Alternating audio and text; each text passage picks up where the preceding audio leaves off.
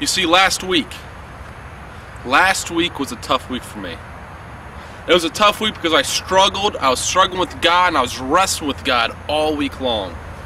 You see, we scraped together the last few dollars we had to pay off one bill just to turn around. We have some other bills we have to pay.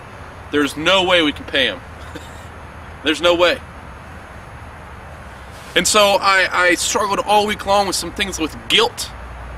The guilt came from expecting people, or not expecting people, but relying on people that work hard every day in a 9-to-5 job or any other job that maybe they like or they don't like. Are going to have to help to support me and my family. When I wasn't working. when I wasn't working a normal, regular job. And I struggle with the idea, was I supposed to tell people? Do I hold it to myself and expect God's going to completely take care of it for me? Or do I tell people so that people can help out?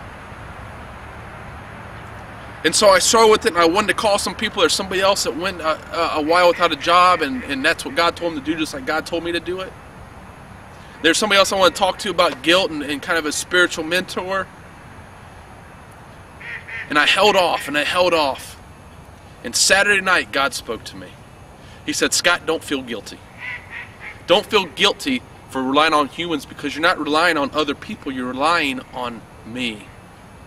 And when you rely on me instead of other people, I will take care of you. See, the problem comes in when we rely on other people and not on God. And when God called me and promised me that he would take care of me, that's the promise I want to hold on to, is his promise. The other thing I questioned about was I supposed to tell other people or hold it into myself.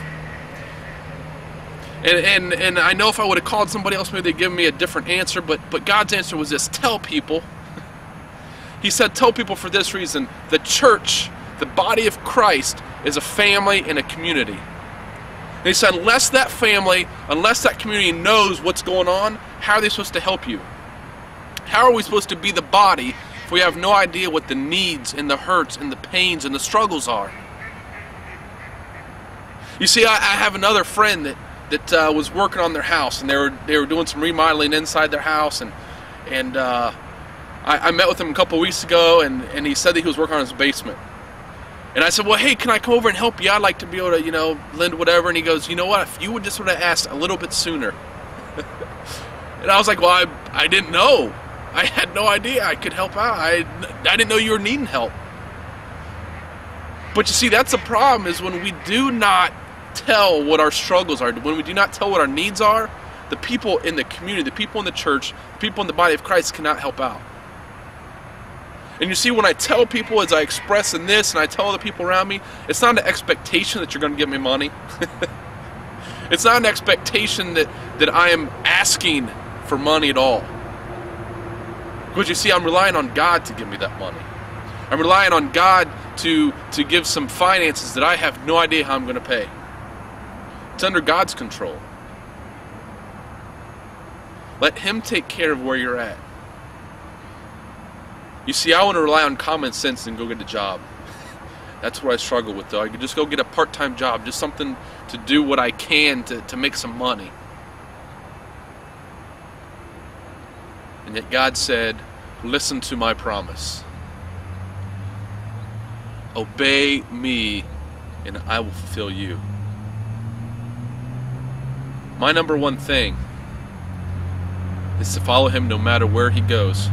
No matter how extreme, no matter how that water, how much I think I'm getting ready to sink because I have no money or because my family is whatever. I'm here to walk on water because that's what God's called me to do. I want to be a man of faith. But it takes each week, it takes each day to understand a little bit more of what that means.